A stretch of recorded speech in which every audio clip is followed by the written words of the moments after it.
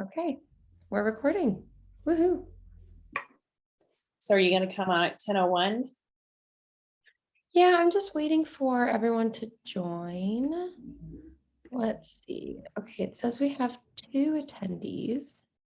Well, and then make sure that you tell them to, put their questions in the chat so that you have those for Q&A at the end.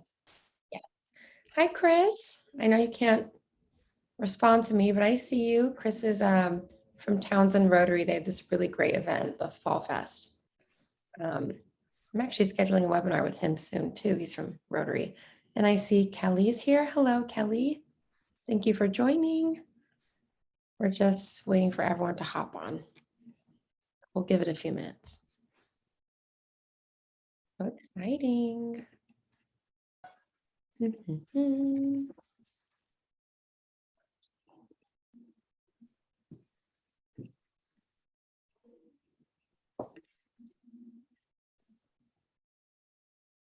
Oh, Kelly's from All the Arts, which is great. We love all the arts. Okay. Maybe I should put some background music on, like some elevator music. Okay. Well, it's 10:02, so I think we can just start. So I'll start by introducing myself. Hi, everyone. I'm Kaylin. Kaylin Gara. I'm Director of Marketing here at Givsum, and I am joined by the lovely Kristen Epperson. I'll give a little bit of a background on Kristen. So Kristen has consulted for many nonprofits over the past 10 and a half years. She's helped raise or save over $10 million for those most vulnerable. And she's helped nonprofits raise more money so that they can help more people. And during the COVID shutdown, virtual events became a total lifesaver for organizations relying on proceeds from scheduled events. So the Band-Aid performed the in-person events of the past, and virtual auctions exceeded previous profits by 80% or greater. And Kristen is going to tell us all about that. So Kristen, I will let you introduce yourself. Thank you so much, Kaylin. I really appreciate it. Let's see if we can, of course, always get the computer to work. That's always fun. Bear with the slideshow. Here we go. So thank you everyone so much for attending today. We're excited. I know holidays get hectic, but I know that there's a lot of organizations out there that are walking into last minute events during the holiday season, which is always adds extra stress to the situation. But hopefully we can give you a little bit of guidance and some forecasting for what events really are working now that we have a hybrid model, and or what are our COVID keepers? What are the things that did work that should stick? So we wanted to take and just give a few minutes and of course answer questions at the end, but we'll be going over virtual auctions, which virtual auctions are very different than a whole lot of individuals tried virtual events, which became really cumbersome. So hopefully we'll be able to point out the differences here and what works and what's more of a struggle. I am a mom, a wife, a daughter, and of course, the lead of my pack. I'm also a leader and a follower. And in my lifetime, I've lived many lifetimes. I have had wonderful opportunities to do everything from scientific medical research to owning my own construction company and doing land development. I was actually the first female general contractor in the state of Arizona, which is, my one little 15 seconds of fame, I suppose. I also was a co-creator of Chef Life Network TV, which was super amazing and did produce an original series. So everybody goes, what in the world does all that have in common? And why do you have all these experiences? Because that's not normal. The one thing that happens is whether you're baking a cake or you're running a medical research study or building a house, is you have to have a plan and you have to have a strategic plan to get it done. You have to have vision enough to know what you want and how you get there. And this is something that I have been able to hone through all my experiences. Strategy is a process that is always bending and mending and something that equals success.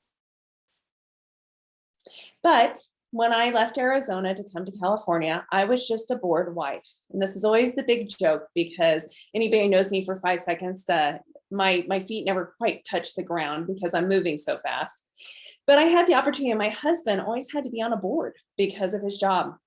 And so I tried to lay low most of the time and not really get too awful involved, because the minute somebody knew that I had skills, they were always needing me to use them as much as possible. So the bored wife tried to lay low, and that didn't work. So in and of that, Charity Matters was born.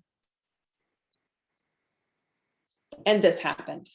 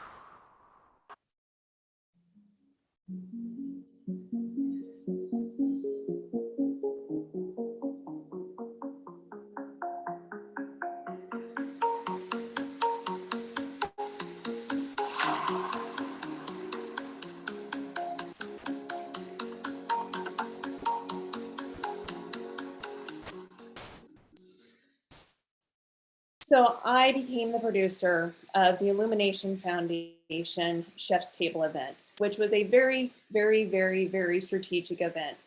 30 to 45 at the end, chefs producing a table for 10, tableside. It took a year of 40 hours a week plus some, with liaison with Disney and all the fun stuff that comes with that, working with Imagineers and everything else to produce this event.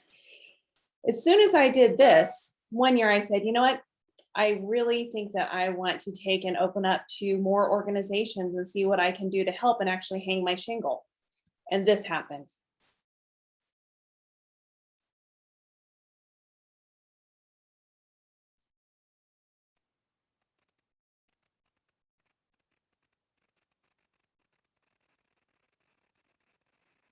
And then this happened.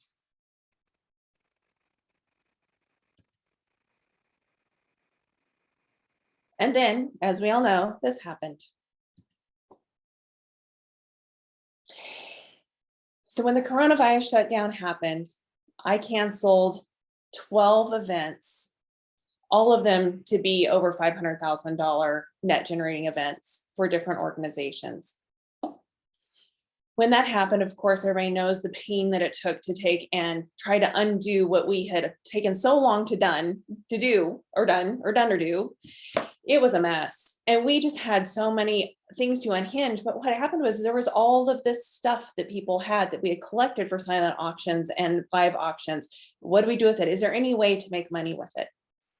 And therefore created why the virtual auction became important. Virtual auctions really became a lifeline for nonprofits that were in an uncertain state of what that crystal ball was going to do next. We're still some places in that every day with new variants that happen. It's always unstable on where we're going to be and how we can take and raise money. So the big question was, how are we going to make money with this stuff? So let's put it on an auction platform and see how it works.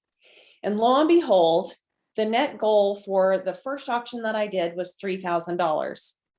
We ended up with a $9,000 net proceeds. What happened here? This outperformed any auction they had ever done before. 100% donated items were averaging 92% of fair market value, and 10 items went for over 100% of fair market value. Now, to explain that just a little bit, fair market value is if you went to the grocery store and you paid for it, what would it cost? And so what this is doing is typically they don't perform at this rate.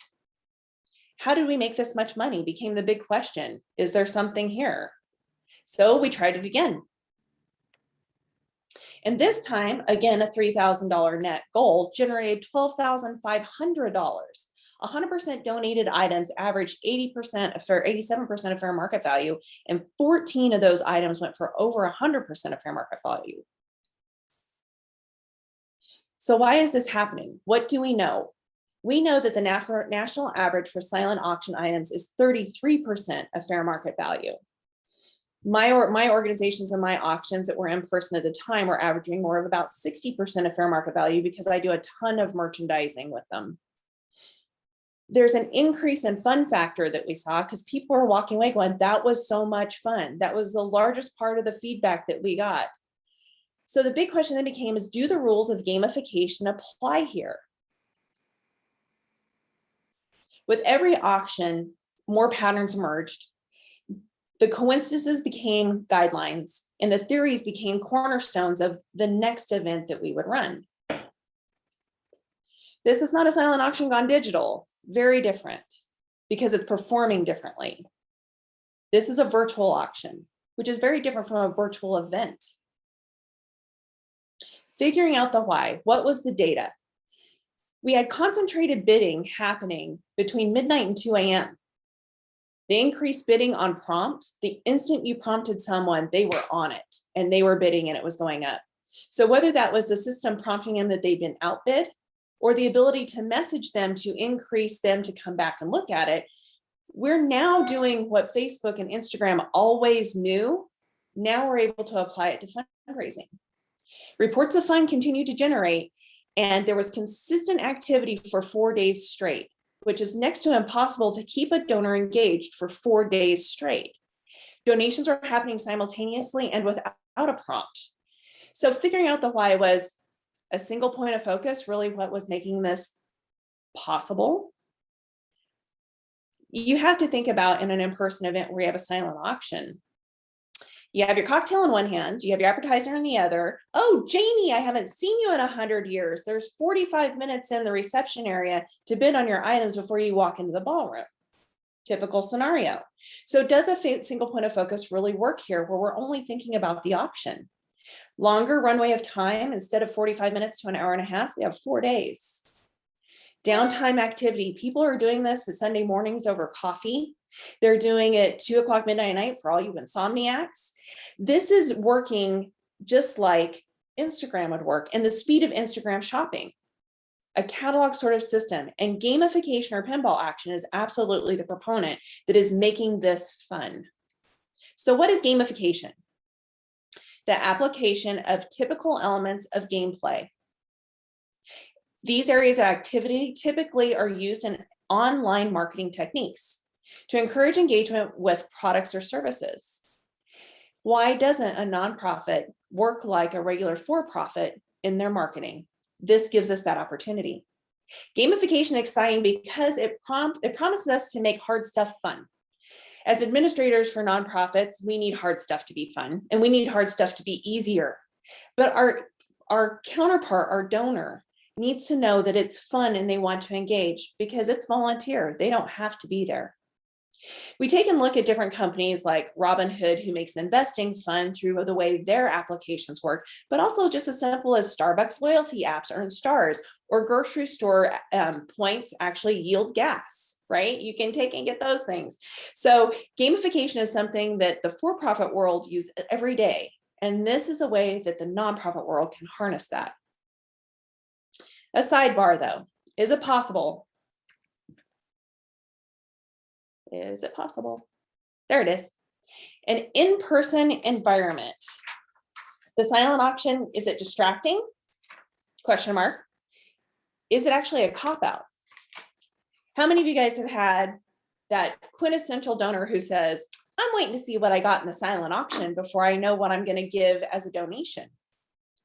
I just had 2 days ago a conversation with another nonprofit where they have those people who still think silent auction is supposed to be something that we get a great deal on. We go to pick and bid on silent auction items because we're going to get a good deal on those items. I personally would rather have the donor who wants to give because they want to support my organization. Have we always been overstimulating our guests and then undermining our fundraising? by not giving us ample opportunity in a non-distracted environment to tell our story. And what if we remove the silent auction from the in-person event altogether? Would there be more money given in the ask, which is the very cheapest form of donation recruitment that we have? So the questions that were posed then drove me to go with all of the knowledge that I have so far on the auctions that I had run.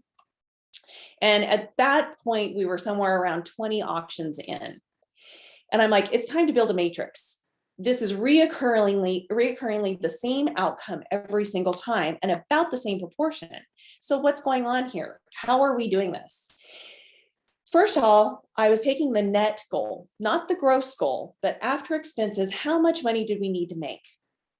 Or what were we anticipating it make? And some of them said, I have no idea. I'm like, well, then what did we make on our silent auction in person last year? And let's go with that.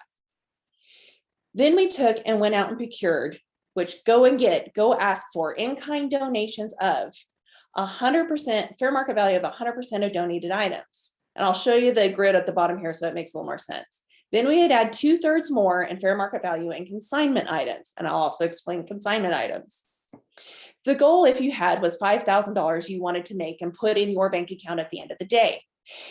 You would need to go get $5,000 in fair market value of 100% in-kind donations.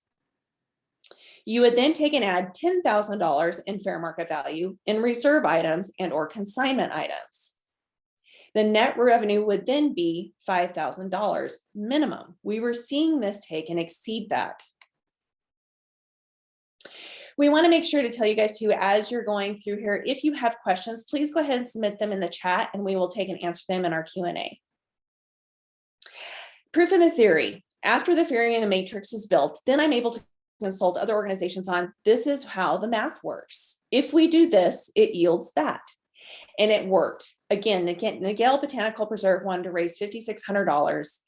It proved out to $11,600. Bolsa Chica Conservancy, they took and wanted a $25,000 net, and we ended up at $42,300. Now, this year, Bolsa Chica Conservancy has chosen to amplify this, add sponsorships to a standalone virtual auction to replace their historic gala. They are aiming to make $100,000 net this year, and they're able to do it without a carbon footprint, which is important to an environmental organization. So must-haves, not just the equation, but what else do we need? We must have a broad range of items. Remember, we're competing with Instagram. It has to be interesting.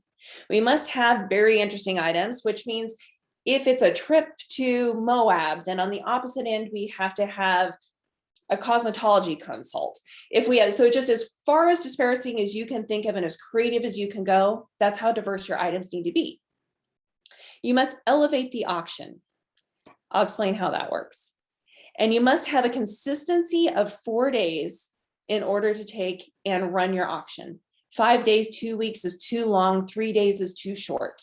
And we've proven this time and time again. And mostly that's because this is done in downtime, not during work hours. So your thought process of when this starts and when this ends is very different than anything else that you've ever done. And you must cultivate the donation. Give them the opportunity that the donate button's right here if there's something that you're not seeing that you want to help participate in.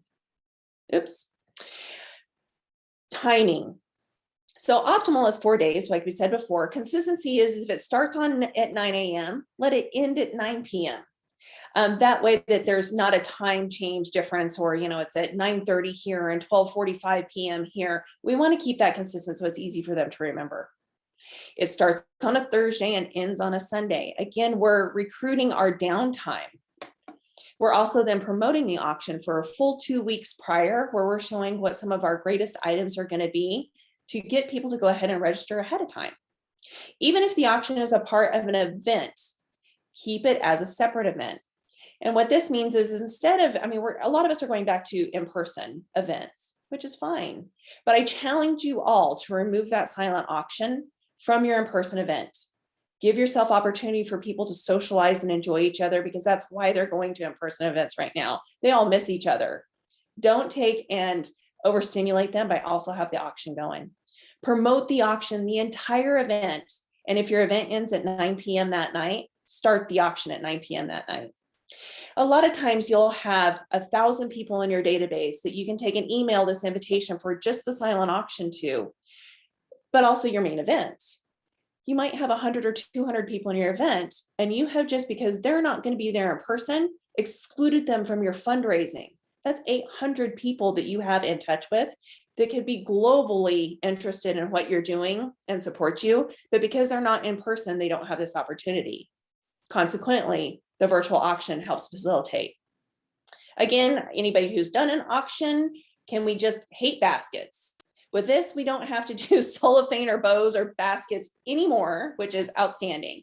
A simple display on a black backdrop is really enticing and makes the item, you can view it, see it, touch it, feel it, add things to it. There's all sorts of fun stuff you can do here in merchandising, and we can actually go into that and deeper in the next webinar. Taking great pictures is an absolute must. Making it interesting, again, you are competing with Instagram. So we want to make sure that we have enough detail, but images sell things. Cute puppies, cute kids, all that stuff is very important. If the participant doesn't think that this is fun anymore, or the statement happens that I got bored with it, it's auction game over. The way that we take and curtail this is by holding back a few items and continuing to add new and rotate featured items to the top, which is an incredible tool that Givsum has within their auction platform that always keeps it fresh. And the messaging is really clear. You can also take and link those specific items to your messaging, so it draws people in and then opens up to the entire auction. So we're going to talk about a little bit what is consignment. Some people are a little bit confused on how that works. Now, consignment can be anything from jewelry, boutique trips, excursions, virtual experiences, and of course, a whole plethora of memorabilia. The reasons with consignment, you do not have to take and pay for it until it is actually sold. So you have no risk of putting up as many items as you possibly could fathom to keep your auction interesting. So the reasons for consignment in a virtual auction are diverse and fun to look at. It gives you a whole plethora of things that you can take and add to it to keep everyone interested that could look at your auction without you having to go find it or actually have it donated. The increased price point makes the 100% donated items at a lower price point extremely attractive. So what we are seeing in this, and that's where we take and push that 100% donated item, where it's garnering 100%, 120% of its value, because $25 gift cards work in this space. Most of the time you take and package a $25 gift card in a basket where nobody even knows it's there, and oh boy, bonus, right? But you're technically giving away the value of that $25 gift card by not featuring it. So you can have $25 gift cards, $50 gift cards. You can actually use vouchers. And where this is important right now is our restaurant industry was hit so hard during COVID. To get a restaurant certificate is really difficult, but they're willing to give vouchers. Spend $50, get $100, you know, spend $5 at In-N-Out. And this is one thing we're seeing at In-N-Out especially is, you know, that they have $5 vouchers, you know, $5 off whatever you bring. So vouchers, we wouldn't ever put in an in-person auction. They work here and you will get over 100% of value for them.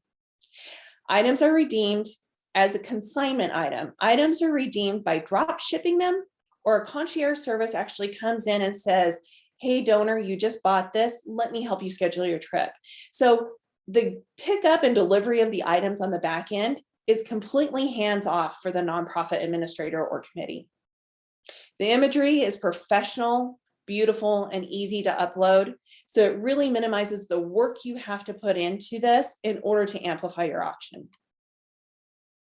There's great trip companies out there, boutique trip companies that offer beautiful images, great trips that you would never be able to take. And they're also really extending their expiration dates in order to accommodate people from COVID. This one was Moab, Utah. This one's a beautiful place in Banderas Bay in Mexico. It goes on and on and on. And excursions and unique participation. Jewelry, of course, is always a sector, especially during gift giving time during the holidays, that is really, really beautiful and easy to do.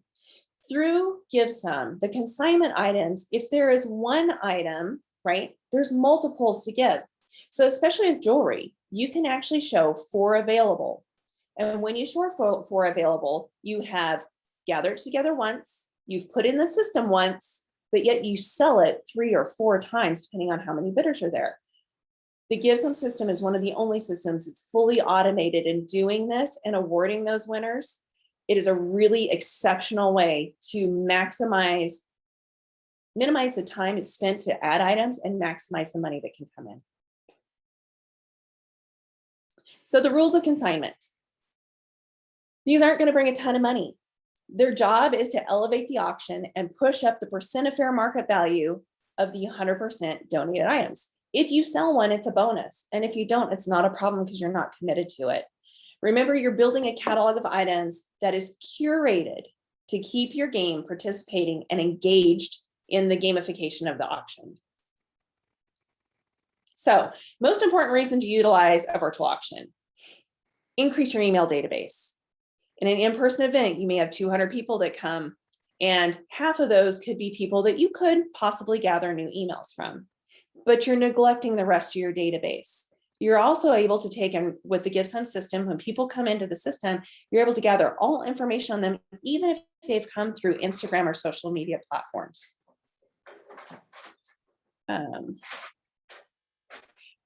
Have engaged in donors in new, fresh experiences, make it easy and make it fun. No pressure atmosphere. Raise more money with less work and time.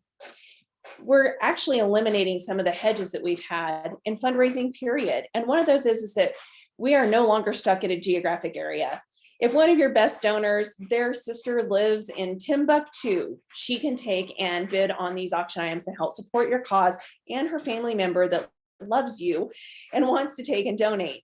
So we're no longer stuck in a short time frame. We have a 4-day window instead of 45 minutes to an hour and a half. No more language barriers. And this is something that's interesting. It's coming soon. With translation, we can take and flip a switch, and translations come into play whatever their language is. So not only are we just United States, but this is an international process that could actually come from this. And of course, social circle access. Say that 5 times fast in a flash. And what this means is, with being able to have a QR code and or a URL for each individual item, we are able to take and put this on our social media and say, hey, Janie, I love this item. I think you would really dig it too. And it's textable. There's so many things that people have access to with their social circles. Okay. And then year-end giving. So year-end giving has many things. We're going to take a transition here for one quick second, because within the virtual space, we've kind of gone over the auctions, and please take and put your items in the chat so that we can have more questions later. Year-end giving was the other topic that we wanted to address today. And I have 2 of them. So here we go. Year-end giving. Your donor loves you, love them back. Year-end giving is more for your donor's benefit than it is for your benefit, although you will benefit from it. Make sure you have an opportunity for your donors to have an option of a year-end giving campaign. We're all so busy that this is always something that we just begrudge trying to get together. It does not have to be difficult with how the Givsum platform is set up. Your donors are right now evaluating what their tax exposure is. And for them to be able to give before the end of the year can help alleviate some of that tax exposure. They're looking for that opportunity. And then corporate giving matches are about to expire when the new year rolls in. So for every dollar that's given, the employers will typically match. So you don't want to miss out on that opportunity either. And there is no better gift to give in holiday season than to support your mission in the name of someone you love. So I am going to turn this over to Kaylin now for a second so that she can show you how easy it is to set up a year-end giving campaign that is no fuss, no muss, and you can benefit you and your donors. Exactly. Thank you, Kristen. All of that was very engaging information and very helpful. So like Kristen said, really quickly, I'm just going to share my screen, and I will show you all an example of a super easy to put together end of year giving campaign. So can everyone see my screen? Kristen, can you see it? I can. Okay, awesome. So here's a just demo example. Here's our demo organization. The title is End of Year Campaign, and here's a little subtitle, One More Chance to Support the Cause. This organization has put their own image. A donor can just donate super easily right here. They can share this event in a second to any of their social medias. They can start their own campaign. And as you can see in this demo campaign, there has been over $4,000 raised, which is awesome.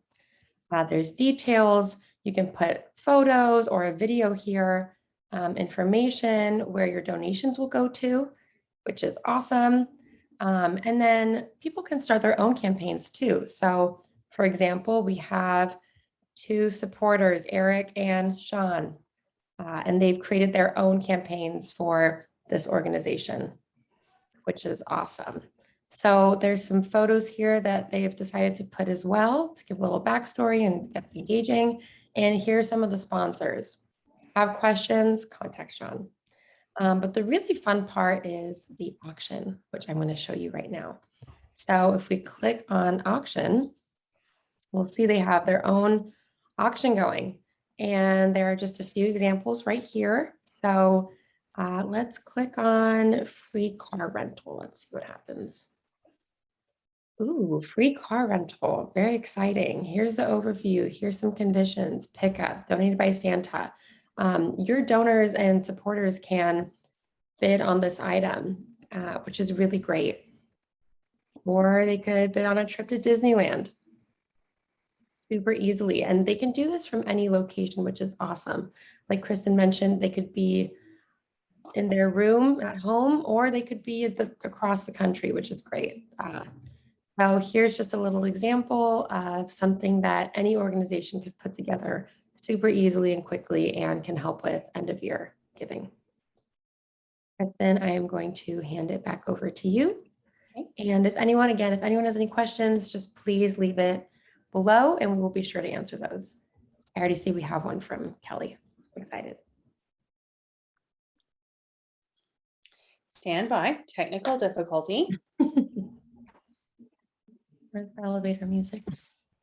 Yeah, I know. Just one sec here. Of course, it decided to be naughty. So, Santa's naughty list. Well, it sure is wanting to do it without you. So hang on. There it is. Okay. There we go. So in summary, does everyone see that one? Of course, I've done several of these Zoom calls, and it just completely depends on how Zoom feels today. And with it raining outside, I think it's a little muddy. So here we go. Thank you again, everyone, for joining us today. We're super excited to be able to start presenting this webinar series, where there will be more to come. Again, if you have questions to run through the summary, we're getting ready to go into Q&A. Yes, Q&A time. Okay. Okay, so just for a quick wrap up, why virtual auctions or year-end giving? Just the evaluation at the end.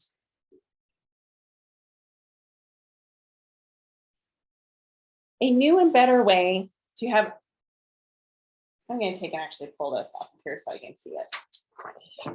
Okay, evaluation. So some of the things that we've discovered through this is a new and better way to have a silent auction work for your organization. And what this is that everyone who's done a silent auction knows that it's extremely work heavy. And it takes a lot of time, energy, and effort from multiple people. And this can completely cannibalize your mission and or your staff just to take and put the silent auction together. This is much simpler. You can take and box the items as they come in, ready for distribution, and not look at them until somebody comes and picks them up or you ship them. So it definitely helps that. A hybrid event option works. We're going to take and put all of these up. The hybrid event option works. So where you're using your in-person event to take and promote or do the commercial basically for your auction that's going to carry on out past that. We went through those examples. The silent virtual auction can be a standalone event, which means you can take and gather an entire year's worth of in-kind donations, put them in one auction and not have auctions in the rest of your events. You will make more money and definitely burn out your volunteers less by looking at this approach. And then of course, with your year-end giving, It is made easy through Givsum. Putting up an opportunity is super simple. And the Givsum team is here to take and hold your hand and walk you through it if there's any glitches. So we will definitely be able to take and help you make that quick, because we only have just 3 weeks or so before the end of the year. So getting out a quick Instagram that says, hey, for tax purposes, give to us. Or if you thought about a gift for grandma, donate in her name. It's a quick and simple thing to do to take and generate those end of the year incomes and help your budget look great for this year. And then the last one is your donors love you, love them back, make their lives simple, make it fun. And that's what we're here to kind of take and point out and show you today is some options on how to make that fresh. We want to thank you guys so much for joining us today. And we do have the opportunity to take and go into some Q&A. So Kaylin, why don't you go ahead and see what we have for questions? Hey, Kristen, that was awesome. You rock. All right, read some of the questions. So first I have Kelly from All the Arts. She asked if answer live. She asked if the recorded version of the webinar can be shared with her board. Absolutely, yes. You've already said what I am trying to get my board to hear. Thank you. You're very welcome, Kelly. Yes, we will have a recording of this on YouTube, and we will send out an email campaign once it's all said and done, saying, did you miss our webinar? Here it is. You can watch it and go back and look at all the really great information that Kristen just shared with us. And another question from Kelly, and then we have one more after this, is when do you suggest we publish our end of year campaign? Sounds like now. I think you answered as I was typing. What would you say to that, Kristen? Well, right now, the sooner the better. I mean, we do have the complication of, I call it our hallmark fundraising opportunity, which is the Giving Tuesday, which is a big deal, but it really does kind of throw a monkey wrench in that you've already asked for Giving Tuesday. And then if you have a holiday campaign going on, and then also get your end campaign, it gets a little bit like, holy moly, quit asking. But right now, if that is the case, once Giving Tuesday is done, that really should promote during Thanksgiving. You should go ahead and put up your year-end campaign. It also doesn't hurt to take and mention the year-end campaign for tax purposes in October. And I mention it's just the opportunity is always there and up and running, because people who own businesses or corporations, they're looking for that opportunity because they already know their tax strategy. Where are they going to put that money? So people are really looking at that earlier than you think, but it doesn't need to be a hard press. Year-end giving is always kind of a knee-jerk reaction, last-minute thought process. So sooner the better in this case. Awesome. Okay, and we do have a question from Janet Woods. She said, love the personal auction. Thank you. And Kristen, do you have a list for them to use for drop shipping people? So for the consignment items. I'm assuming. I do. And what we would like to, and that's the last question too, Kaylin, is that correct? We have actually one more that just came. Okay, so yes, and I will tell you more to come when I do my final little statement here, so I can give you some more information. Awesome, Janet, you just prepped us. Perfect, awesome. And then we have a final question from Chris from Townsend Rotary, which is, can you provide more details on the procurement of items? So the procurement of items, meaning the 100% donated items, that is your typical go ask. In your path of travel, I always tell people, make it easy. Don't go banging on doors because that's really difficult. Get a few more people, especially in your Rotary membership, to just in their path of travel, ask as they go. Where do they go to lunch? Where are the dry cleaners? Where do they go to dinner with the family? Do they buy wine at Total Wine? Like, in their path of travel, ask as they purchase. People also appreciate that more when you're buying something and then ask versus just going in and asking. Now, for the consignment items, again, that kind of references back to the previous question. I do have a list of those of people that I have vetted over the years. There are several little things that you have to take and kind of watch in consignment items.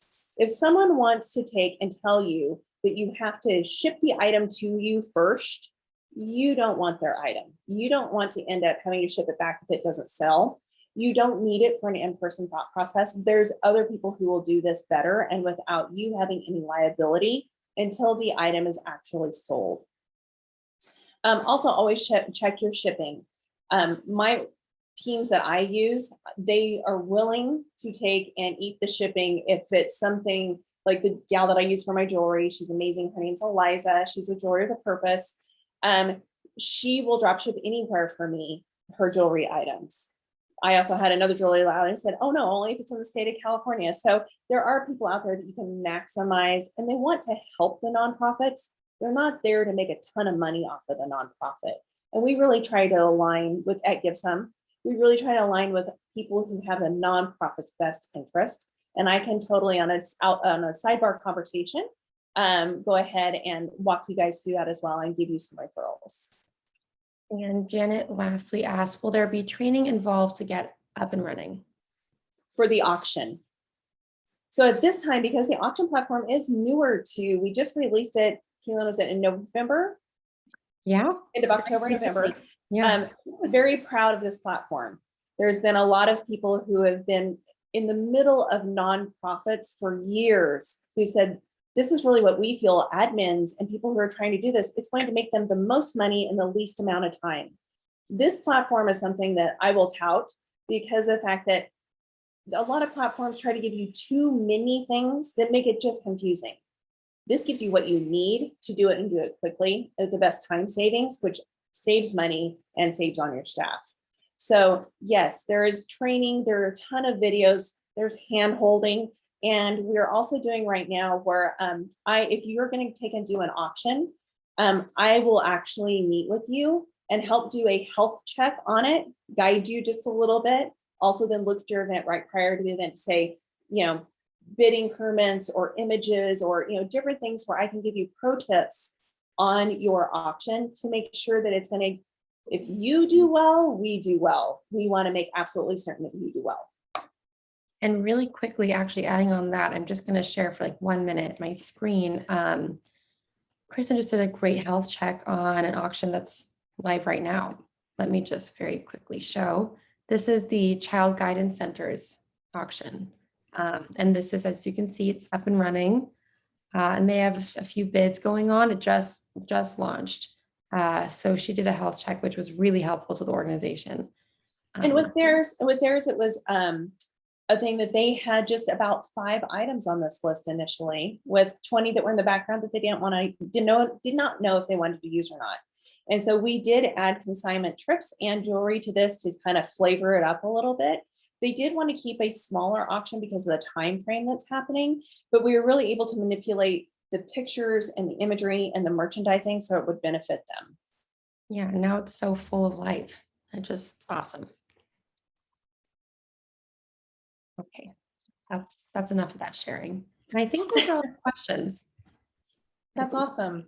Well, we wanted to take and go ahead and say that if any of you, and actually there was a last slide that I had, but I don't know if I can get it to come up here. So it's going to be complicated. We'll just roll with it. We'll take and send the last slide out that has my communication information on it so that you guys can also contact me directly if you have questions. I do have my own separate company, which is Charity Matters, but I work very closely with Givsum and helped pilot some of these different programs and outlooks on how fundraising should really work well. And it has adapted. So Givsum platform is something that we really are very proud of. And we're here to help you get from point A to point B. Yeah. All right. Thank you so much, Kristen. And yes, as she said, we are here to help. Mouthful. And I think that concludes the end of our webinar. Thank you so much, everyone, for attending.